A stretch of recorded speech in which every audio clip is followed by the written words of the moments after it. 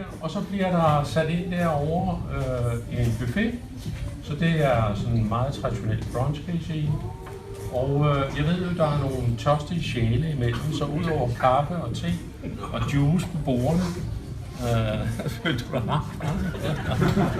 så kan I bare sige til tjenerne, hvis I vil have noget andet at drikke hen ad vejen. Et glas øl, eller et glas vin, eller en gammel dansk, eller hvad I vil have. Det siger I bare til tjenereleven. Så står det over og hendes kollega bagved. Ja, som I kan se, så har vi jo skrevet et gammelt levn, og dengang vi skulle forsvare os. Det byggede oprindeligt i 1880-82, og så lå det ligesom stille resten af tiden. Men så kom Første Verdenskrig, så det I kan se herude i dag med volden, ikke restauranten, men som I kigger hen her, så er det bygget om fra 1910 til 12, og sat nogle kæmpe kanoner op, kaldte man det dengang, 35,5 mm. Men det blev, som I husker, aldrig brugt til noget. Danmark var ikke en del af den krig. Vi var inde i krigen på mange måder, men vi var ikke krigsførende på verden den anden. Ja. Det har været sådan altid i Danmark, at vi har fået bygget forter og lavet kanoner, som vi mente kunne holde fjenden ude i et cirkel rundt om København. Men når preusserne kom, så havde de jo kanoner, der bare kunne skyde 3 gange så langt, så det hjalp aldrig noget. Ja, vi har lavet en bordplan, ikke en 100% bordplan. Det får stået på den måde, at ingen af vi har jo traditioner for, at vi vil godt mixe lidt rundt, så det er ikke alle. Og der er heldigvis også nogle dejlige nye. Det er næsten ligesom på en tradition. Hvis vi lige starter med at bede madholdet rejse sig op. Det er vores venner fra madholdet. Det er dem, vi starter at lave mad med, og så har de her sociale arrangementer med. Og som I hører en masse frygtelige historier. Ja, det kan jeg noget.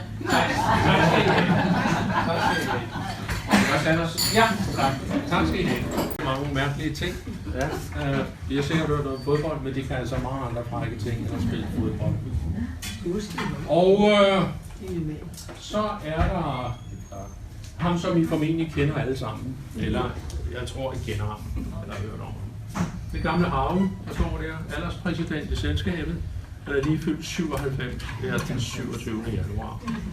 Og nu vil jeg allerede gå i gang med, far, at når folk spørger, hvor gammel er din far? Ja, nu er vi begyndt at sige 98. Det er 98, Næsten 98. Ja, lige præcis. Ja, har vi glemt nogen? Det tror jeg ikke. Godt. Så vil jeg bede de resterende om at rejse sig op. Nu er det jo spændende, om der er nogen, som har været oppe. Hvis vi starter nede i hjørnet, det er Finn og Kirsten, gamle naboer og Bjarne og Tove.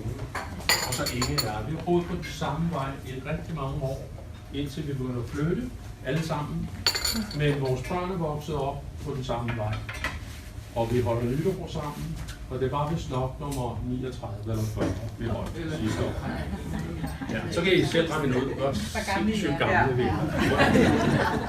Så er der Inges veninde, hun hedder egentlig i daglig omtale Gåtove. Det er hende, Inge har gået en masse ture sammen med, hun bor ikke ret langt for os nede på Strandboulevarden. Og så er der vores også rigtig gode venner op fra sommerhuset, Hans Jørgen og Jytte. Og Jytte har jo kendt i rigtig mange år. Hun blev skilt, og så har hun på en eller anden datingside fundet Hans Jørgen.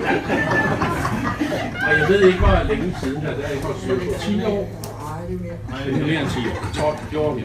Ja, det er godt. Tiden går fantastisk hurtigt. Og de går op i det der sommerhusområde, hvor vi også har sommerhus. Og så har de deres, Jytte har så sin datter med. Ja, der er det første, ikke?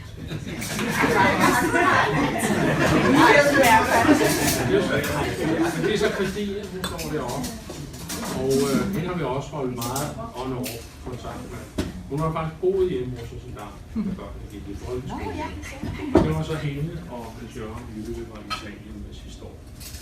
Og nede og se Christines lejlighed, som hun har købt hos hende begge. Ja, har jeg været rejst rundt? Ja, det tror jeg. Ja. Tak skal I have. Ja, tak. Der kommer en lille.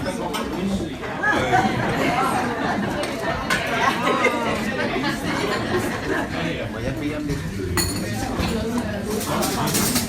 Jeg ved ikke, om min mælk er om. 1942 bliver min mor og far født, og på det tidspunkt, der lyttede man til det her nummer.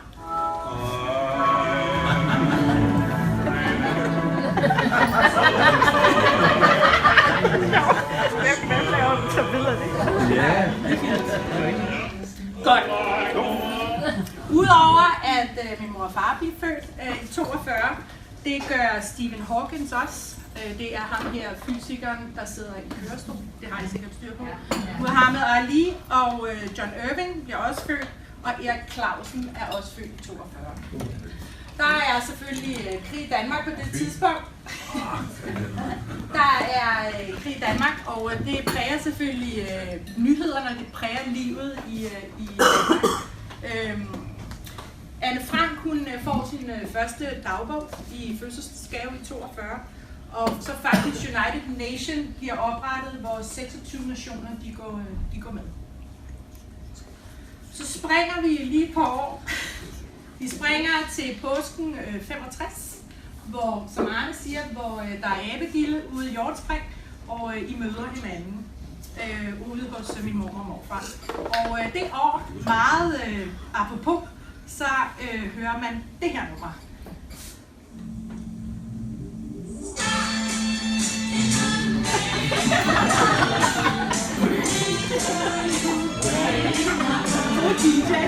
Nå, udover at The Supremes, de hittede med det her nummer Stop in the Name of Love, så var der 25.000 borgerrettighedsaktivister med Martin Luther King i spidsen, som ankommer til Montgomery efter den her store march fra Selma i protest mod den her måde, USA behandler de sorte på.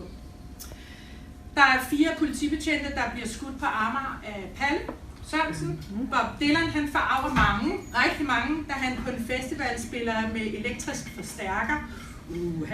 Og ved den 37. Oscar-uddeling, der modtager My Fair Lady 8 Oscars. Okay. Nå, så springer vi den her gang kun 2 år. Der bliver i 67, 4. februar, bliver gift i Brønshøj Kirke, med efterfølgende fest hos Rigmor og Ransov, hos moster og onkel, også i Brønshøj. Jeg tænker nogle gange, at det må have været en fed honeymoon, fordi 10 måneder efter, der kommer Hap her til. Og der hører vi det her nummer.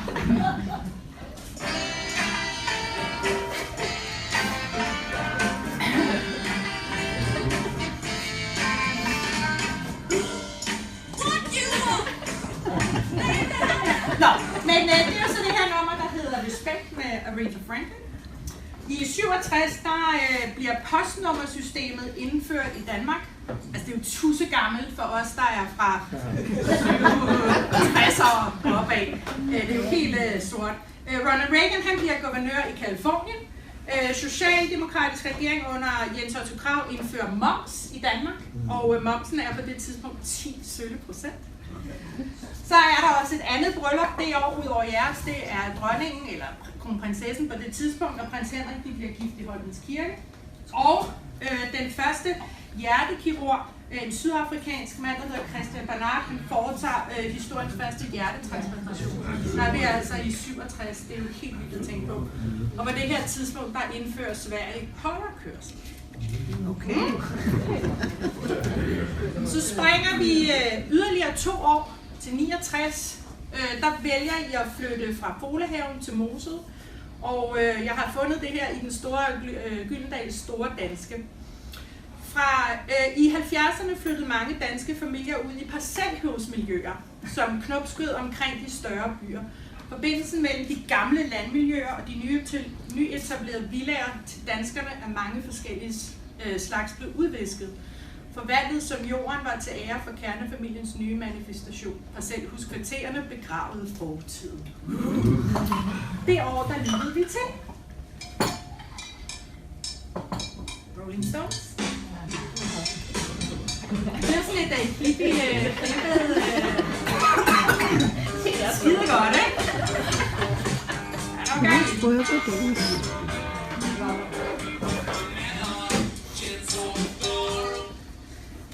Hernede i Mosel, der er jo selvfølgelig det her hus,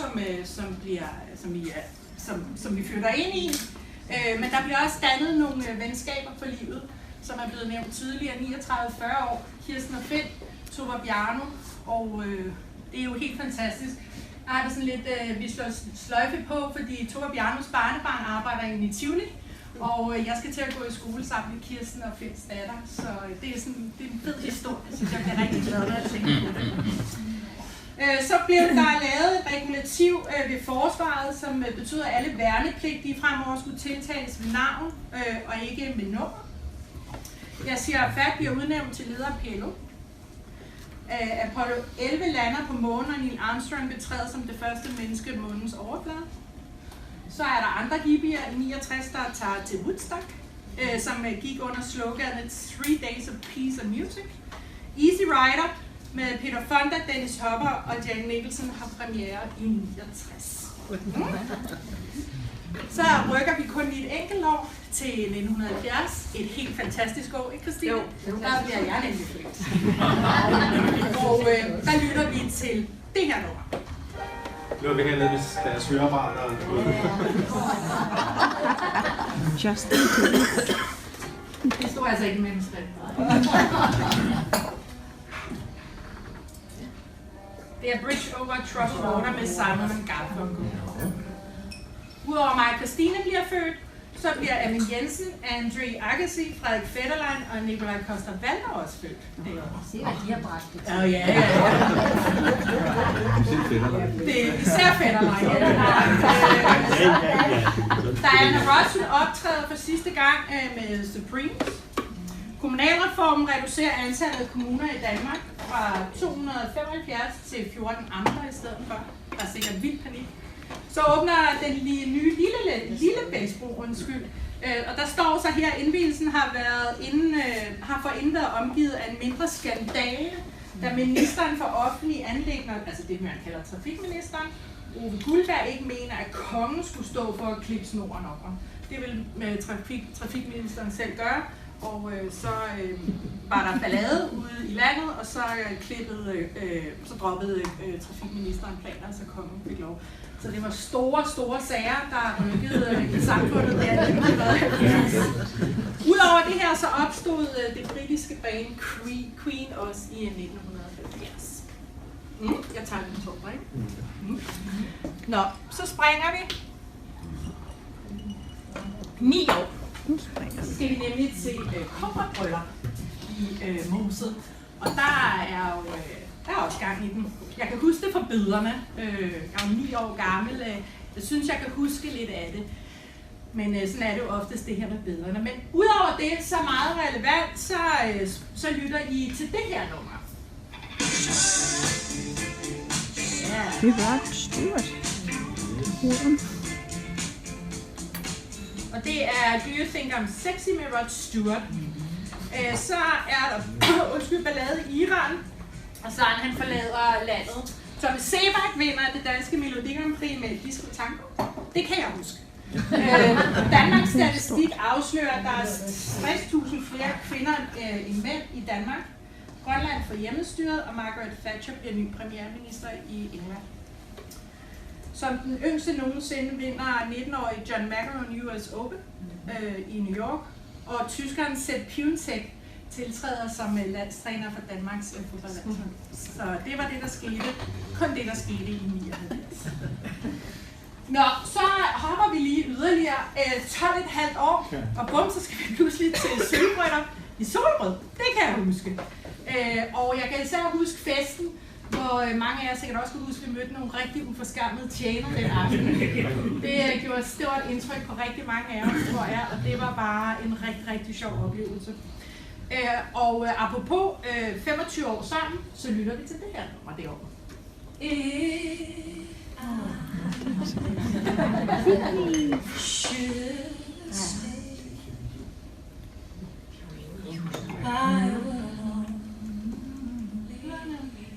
I Will Always Love You med Whitney Houston. Det er også derovre, vi møder og lærer Line at kende sådan rigtigt. For allerførste gang møder vi hende sådan, og hun kommer med i familien. Det er jo Jeg kendte hende først. Ja! Dansk Tipstjeneste nye skrabespil Kvik slår alle rekorder med en ugenlig omsætning på 45 millioner. Det er jo helt vildt. Charles og Diana offentliggør, at de skal skilles. Christoffer, Lasse Norman Hansen og Christian Eriksen, de bliver også født i 1992. Og så er det det der år, hvor Danmark vinder Europamesterskabet i fodbold.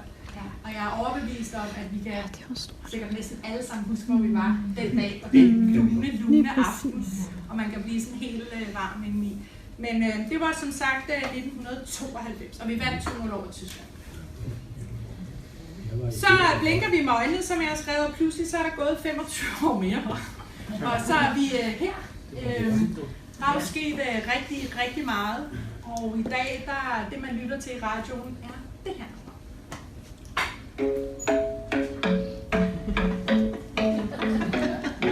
Meget moderne. Det er Shape of You med Ed Sheeran. Det er ham, den søde englænder med det røde hår og hans guitar. Så det er det, vi lytter til i dag. Der er jo sket meget, kan man sige, de her 25 år siden sidst. Især, I har været ramt af noget sygdom. I har fået 2 børn. I er flyttet fra parcelhusmiljøerne tilbage til København. I har rejst meget, som i rigtig meget.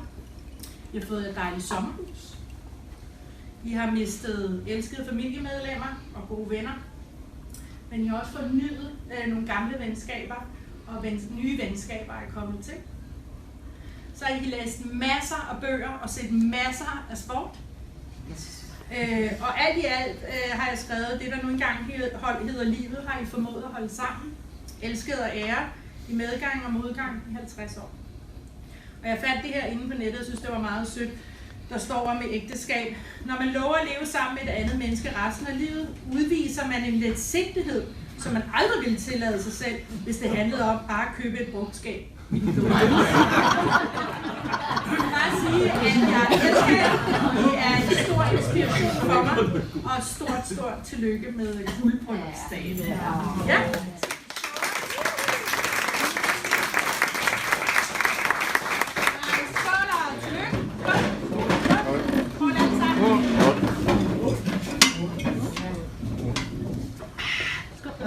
Skål.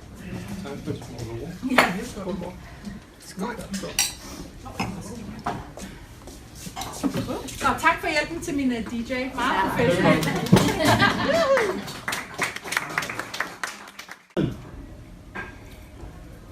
Og behilse for alle Inge og Ulfus gamle naboer.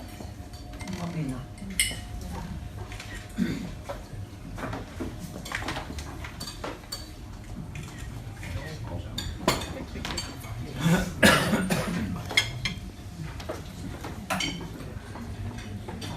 Kære Inge og Ulf,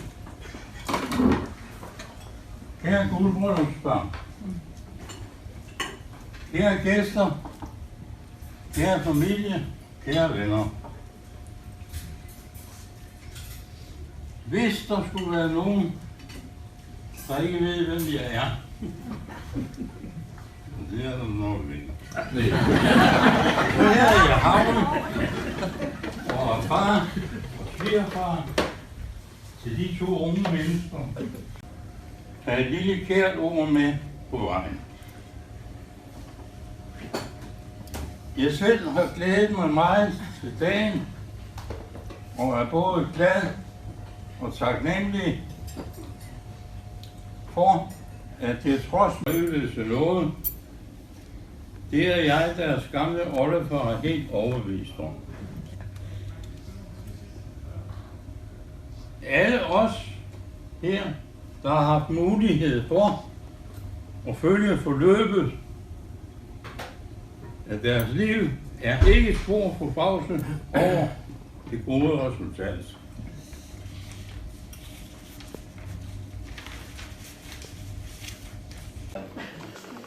Når vi ser på jer, bliver vi inspireret af et kærligt ægteskab og venskab. Her har I givet hinanden plads til forskellighed, men I har også plejet en masse fælles interesser, som jeres golf, hyggelige timer i hus og have og til videre oplevelser. I en årrække var det meget Østrig, vi hørte om. Om det særlige Gasthaus, som vi vendte tilbage til igen og igen, for at vandre i de smukke bjerge, for at få masser af frisk i den østrigske luft. Og mødes med dem, der ejede dette Gasthaus, som vi efterhånden kendte rigtig godt. Yes, masser af frisk. Ja. Også flere lange rejser til USA er det blevet til. På en af turene lejede I en super sej bil og kørte igennem flere stater og fik mange store oplevelser med hjem. Der er også Pachol. Er det rigtigt, nu sagde? Ja. Som I har besøgt mange år og sammen med jeres venner. En gang overraskede I faktisk også os ved at dukke op på campingpladsen nede i Italien. Så stod farmor og farfar. Det regner i Danmark, så nu er vi her. Vi sætter utrolig stor måde og pris på den måde, I er på, og I sætter tid sammen med jeres familie meget, meget højt, og vi nyder de hyggelige timer sammen med jer. Vi har været meget stolte af og glade for på den måde, I har valgt at være bedsteforældre på. Altid positiv og ægte interesseret i, hvad der sker i Olivers og Daniels og vores liv. Yes. Så det er en kort tale herfra, det noget.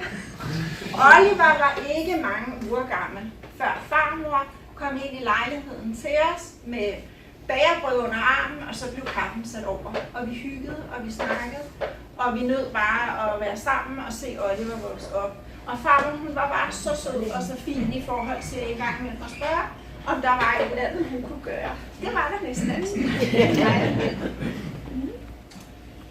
Senere blev besøgende hos os i Greve, som nu også, hvor Daniel var kommet til familien. Da det kneb med at få en vuggestueplads, og Line gerne ville arbejde igen, tog farmor og mormor selvfølgelig over og skiftede til at passe Daniel, indtil vi fik en vuggestueplads. Efterhånden meldte farfar altså også på banen, og det er blevet til mange og hyggelige, sjove onsdag i Greve efter vuggestue, børnehave og skole.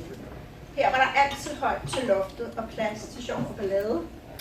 Der er 2 unge mennesker, der taler om guldbryllup ved et stoppested. Og så den ene siger så til den anden, at han skulle deltage i et guldbryllup. Hvorefter den anden deltagende spurgte, hvordan tager de det? Ja.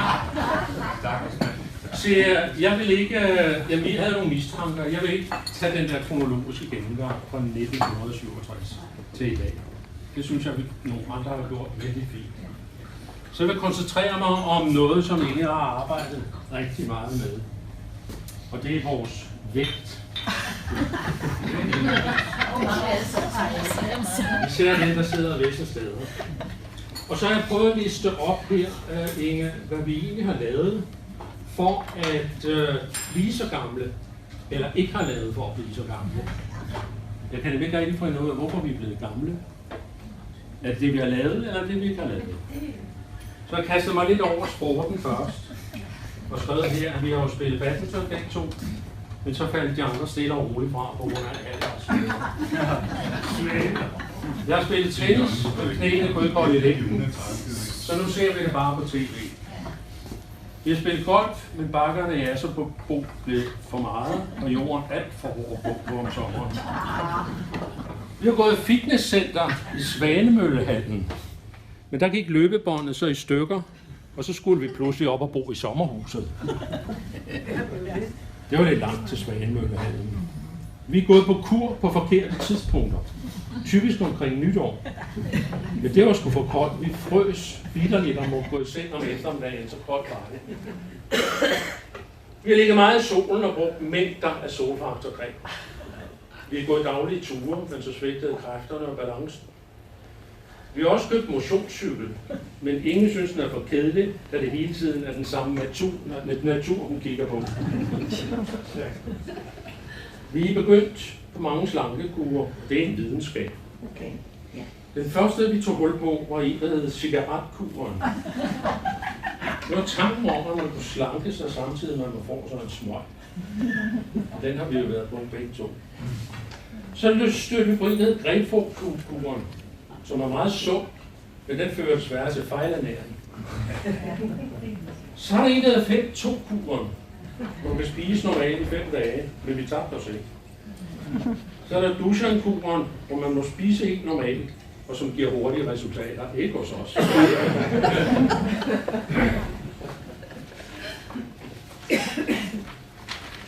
Så har vi været på stenalderkost, hvor man skulle spise ligesom dine forfædre.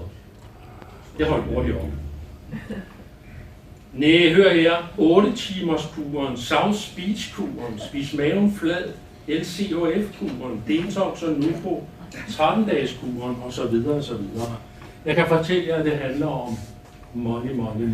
Altså den, der sælger det produkt. Alle kurer var rimelig resultatløse. Også fordi Inge havde en idé om, at når klokken nærmede sig 18, så var det drinkstid.